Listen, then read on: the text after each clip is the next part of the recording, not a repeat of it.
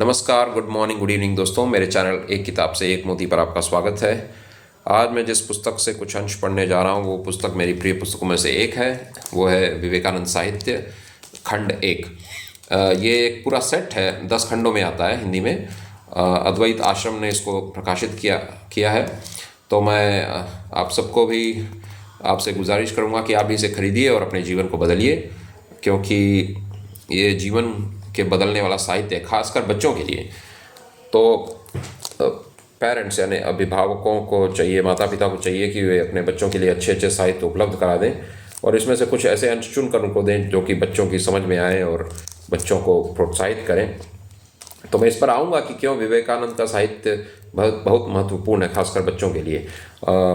इससे पहले कि मैं उस पर चर्चा करूं और इससे पहले कि मैं इस पुस्तक में से कुछ अंश पढ़ूं, पहले कुछ हम बात कर लेते हैं इस अनुवाद के बारे में। तो अंग्रेजी में छपी थी पहले the complete works of Swami Vivekananda 9 volumes में। पहले तो 8 वॉल्यूम थी अंग्रेजी में, बाद में एक और वॉल्यूम जोड़ा गया। कुछ नए, जब नई बातें स्वामी विवेकानंद के बारे में उपलब्ध हुई, नई खबर और नए लेख या नया साहित्य उनके बारे में जब मिला लोगों को, तो उसको भी उसमें जोड़ दिया गया। तो 9 खंडों में अब अंग्रेजी में है और 10 खंडों में हिंदी में, तो इसका अनुवाद किया गया है। और जिन्होंने अनुवाद किया है उनमें कई हिंदी साहित्यकार हैं, कई महान साहित्यकारों के नाम मैंने देखे इसमें। तो कुछ नामों का मैं उल्लेख कर देता हूँ, उनको मैं यहाँ उनके बारे में बयान कर देता हूँ। तो कुछ नाम हैं इस तरह: पंडित सुमित्रानंद पंत, डॉक्टर प्रभाकर माचवे, श्री फणीश्वर नाथ रेणु जो कि जिन्होंने मैला आंचल उपन्यास लिखा था मेरे ख्याल से, श्री भगवान जी ओझा, डॉक्टर नर्मदेश्वर प्रसाद और अन्य लेखक। सुमित्रानंद जी के बारे में एक पंक्ति यहाँ है जो मैं पढ़ देता हूँ। हम पंडित सुमित्रानंदन पंत के प्रति विशेष रूप से आभारी हैं, जिन्होंने इस कार्य में गहरी दिलचस्पी ली एवं स्वामी जी के कई पद्यों का अनुवाद किया जो दशम खंड में प्रकाशित हैं। तो जब मैं दशम खंड में आऊँगा, यानी 10वें खंड का जब मैं जिक्र करूँगा या जिस पर मैं वीडियो बनाऊँगा, तब हम सुमित्रानंद पंत जी के अनुवाद का भी जिक्र करेंगे, जिन पद्यों का उन्होंने अनुवाद किया है। विवेकानंद साहित्य हमें इसलिए प्रभावित करता है क्योंकि स्वामी विवेकानंद एक सकारात्मक चिंतन वाले व्यक्ति थे। तो वे विश्वास करते थे कि हमें शक्तिशाली बनना है, हमें सकारात्मक बनना है, हमें अपने आप में विश्वास रखना है और हमें उपनिषदों से प्रेरणा लेनी है और जो हमारे महान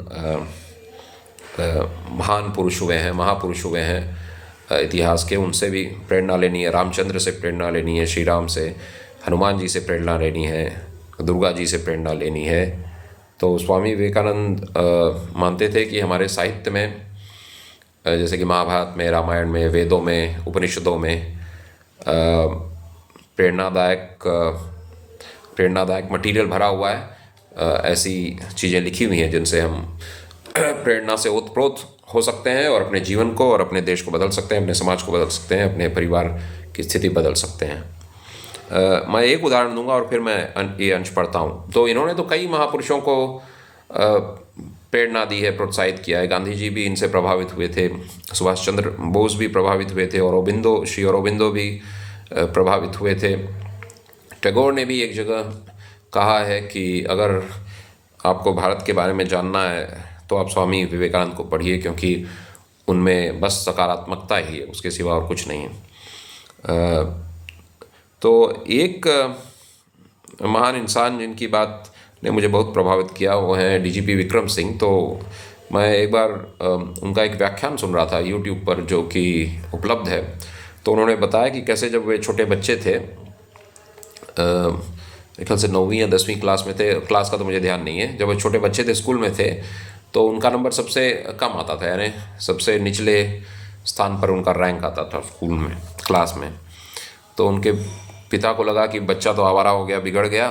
तो इसलिए उनके पिताजी ने उनके लिए स्वामी विवेकानंद की एक छोटी सी पुस्तक राजयोग खरीद कर दी और उन्होंने कहा कि, यानी डीजीपी विक्रम सिंह से कहा कि आप उसको पढ़ डालिए, 1 दिन लगेगा पढ़ने में तो डीजीपी विक्रम सिंह ने उनकी बात मानी। हालांकि उन्होंने कहा कि शुरू शुरू में उन्हें लगा कि ये कहाँ इसमें आत्मा परमात्मा की बात है, और उनको म्यूज़िक में इंटरेस्ट था, मेरे ख्याल से गिटार बजाने में, तो ये बातें थोड़ी उनको नीरस लगी, यानी जिसमें कोई आनंद ना आए, मज़े की बात ना हो उसमें। तो उन्होंने जब पढ़ा कि प्रत्येक आत्मा अव्यक्त ब्रह्म है, यानी each soul is potentially divine, तो उन्होंने कहा ये सब कैसी बातें हैं आत्मा परमात्मा की। पर जब उन्होंने उस किताब को उसको पढ़ना जारी रखा तो उनको अन्य बातें मिली उसमें, धारणा, प्राणायाम, यानी जो अष्टांग योग है, प्राणायाम, धारणा, ध्यान, और जो अन्य उसमें यम नियम, ये सब जो बातें होती हैं, समाधि, और इन सब के बारे में बातचीत थी। तो जब उन्होंने पढ़ना शुरू किया तो उन्होंने उस पुस्तक को पढ़ डाला, और उससे काफ़ी प्रेरणा मिली उनको, और फिर वे सबसे कम नंबर वाले छात्र से सबसे ज़्यादा नंबर छात्र लाने वाले हो गए लड़के अपने क्लास में। तो इस पढ़ाई ने, स्वामी विवेकानंद की पुस्तकों की पढ़ाई ने उनका पूरा जीवन ही बदल दिया, जीवन की दिशा ही बदल दी। तो एक उदाहरण मैं आपको दे सकता हूँ जिनके बारे में हम सब जानते हैं, डीजीपी विक्रम सिंह के बारे में। तो आप भी यूट्यूब पर उनका व्याख्यान सुनिए और अपने बच्चों को भी सुनवाइए, ताकि वे भी अपना जीवन बदलें, और बच्चों को विवेकानंद का साहित्य ला कर दीजिए। पूरा नहीं तो ये तो पूर्ण खंड, मतलब खंड तो पूरा सेट में आता है 10 खंड, पर आप इनकी छोटी छोटी किताबें ले सकते हैं। जैसे एक छोटी सी किताब आती है शक्तिदायी विचार, और एक आती है व्यक्तित्व विकास, और बाकी राजयोग, कर्मयोग, भक्ति योग, ज्ञान योग, ये सभी छोटी छोटी किताबें आती हैं। हिंदी में आती हैं, अंग्रेज़ी में आती हैं, या और कई भाषाओं में छपती हैं रामकृष्ण मिशन की किताबें। तो क्योंकि मैं बनारस में हूँ तो बनारस में भी आपको मिल जाएंगी ये रामकृष्ण मिशन के पुस्तकों की दुकान है यहाँ, तो आप वहाँ जाकर ये कुछ अच्छी अच्छी पुस्तकें बच्चों के लिए खरीद सकते हैं। तो आइए अब मैं पढ़ता हूँ वो अंश जो मैंने आज के लिए चुना है, और उसका शीर्षक या टाइटल है अंतिम अधिवेशन में भाषण। यानी अधिवेशन कहाँ का है? ये है विश्व धर्म महासभा का अधिवेशन, यानी जो शिकागो में हुआ था, वर्ल्ड पार्लियामेंट ऑफ रिलीजन्स, उसी को इस तरह अनुवाद किया गया है, विश्व धर्म महासभा, यानी वर्ल्ड पार्लियामेंट ऑफ रिलीजन्स। तो इसमें उन्होंने कई व्याख्यान दिए थे, ये उनका अंतिम व्याख्यान था उस धर्म महासभा में। तो आइए हम पढ़ते हैं उनके व्याख्यान को, उनके भाषण को, और फिर हम इस पर चर्चा करेंगे।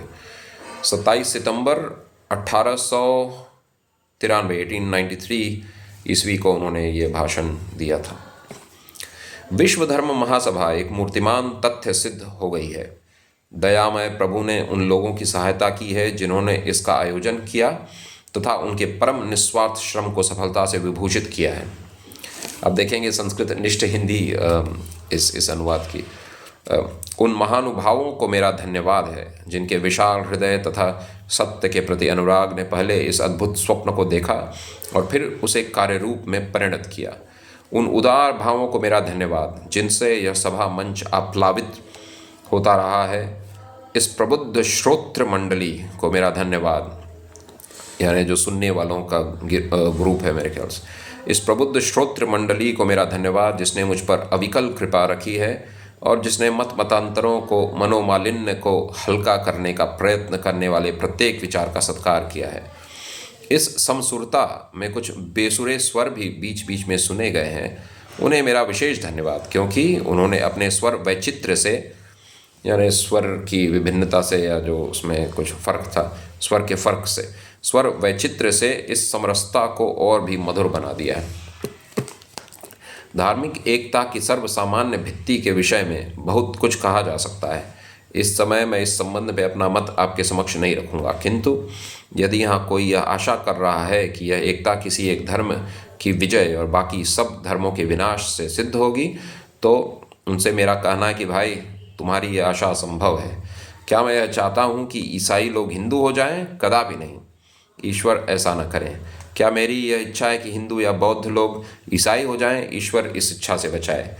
बीज भूमि में बो दिया गया और मिट्टी, वायु तथा जल उसके चारों ओर रख दिए गए, तो क्या वह बीज मिट्टी हो जाता है अथवा वायु व जल बन जाता है? नहीं, वह तो वृक्ष ही होता है, वह अपनी वृद्धि के नियम से ही बढ़ता है।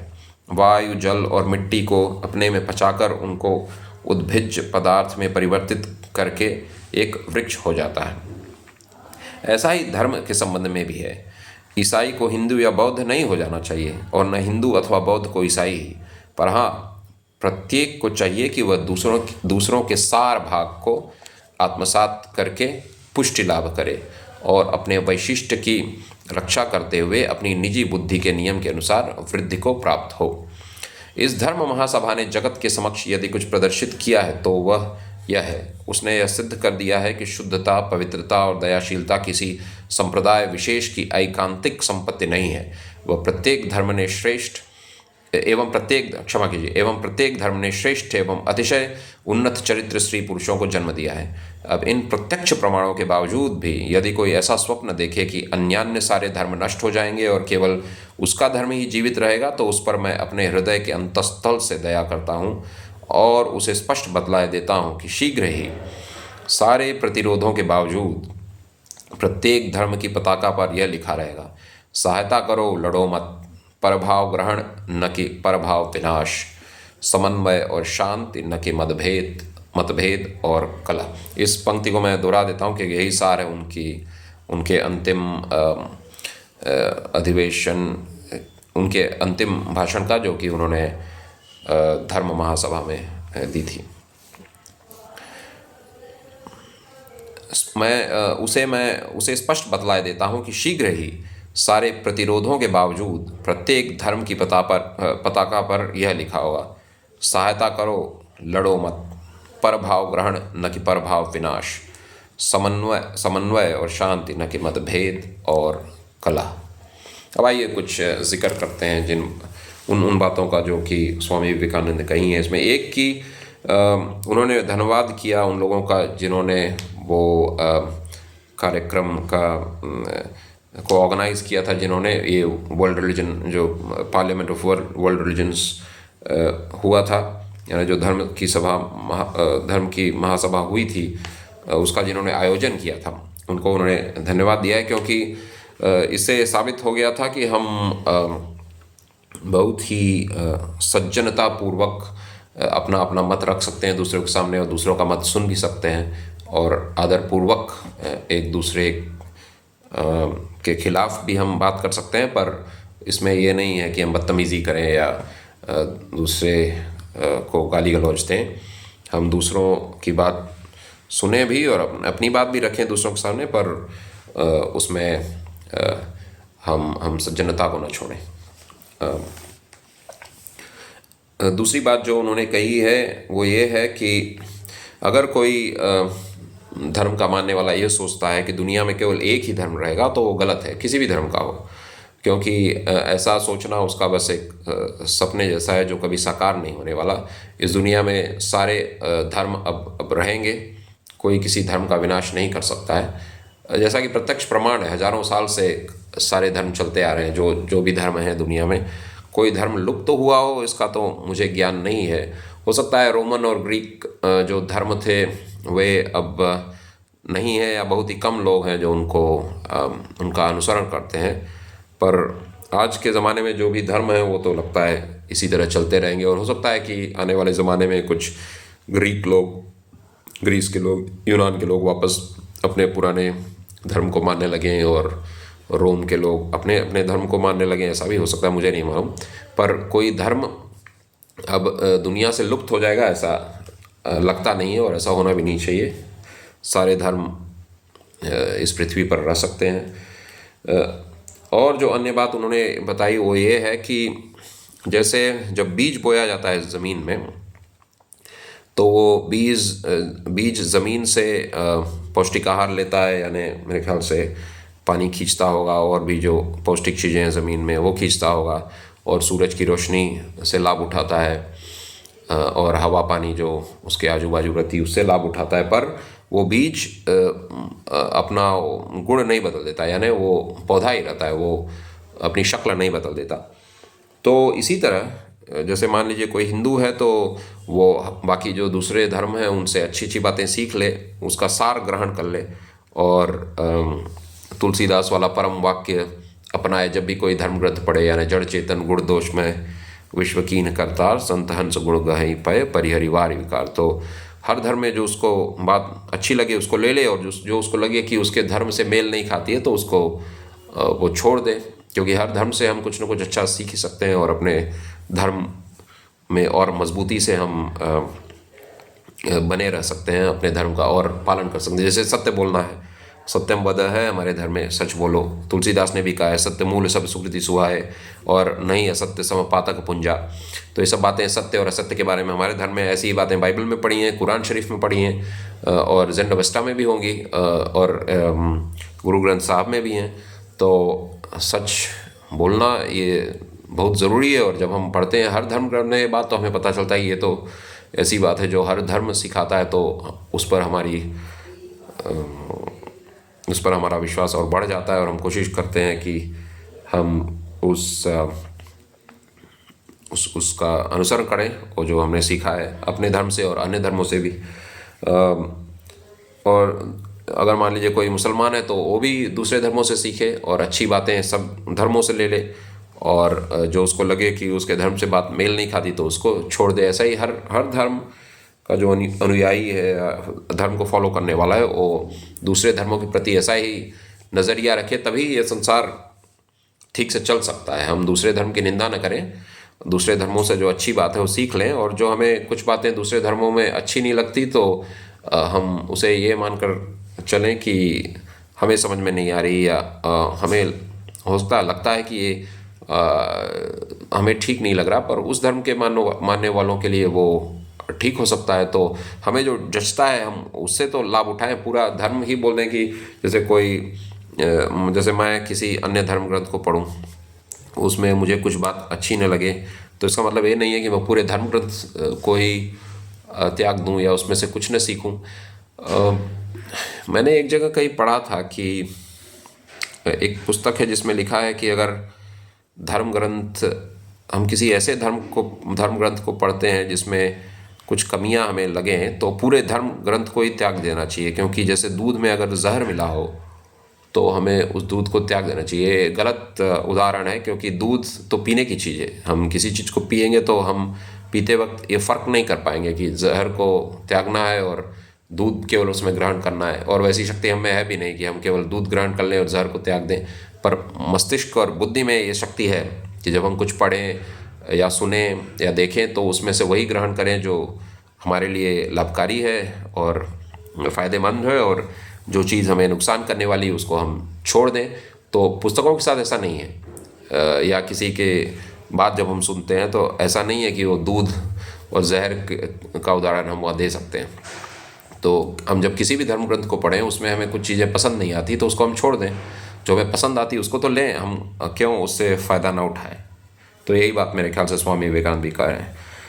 और अगली बात है कि चरित्रवान लोग हर धर्म में हुए हैं। किसी एक धर्म में हम नहीं कह सकते कि केवल उसी धर्म में ही महान चरित्र वाले इंसान पैदा हुए हैं। हर धर्म में आप देखेंगे तो सच्चे इंसान, पवित्र इंसान, शुद्ध इंसान, दयाशील इंसान हुए हैं। और यह हमें बताता है कि कोई एक धर्म ही केवल ऐसा है जिसमें महान इंसान पैदा करने की शक्ति है, तो ऐसा नहीं है। हर धर्म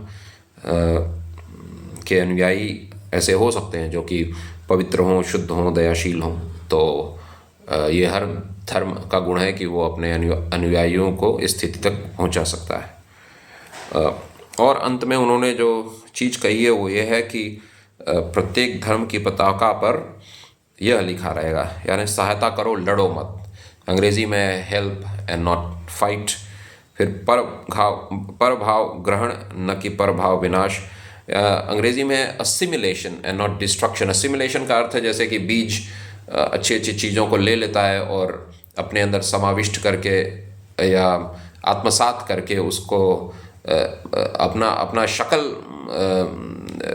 बदले बिना, यानी वो पौधा ही रहता है। बीज जब पौधा हो जाएगा तो बाहरी चीज़ों से लाभ उठाते हुए भी वो अपना गुण नहीं बदलेगा, अपनी शक्ल नहीं बदलेगा, पर हाँ दूसरी चीज़ों से लाभ उठाएगा। उसी तरह हम अच्छी चीज़ें आत्मसात करें, दूसरे धर्मों से भी, पर इसका अर्थ नहीं है कि हम अपना धर्म बदल लें या अपनी वेशभूषा बदल लें।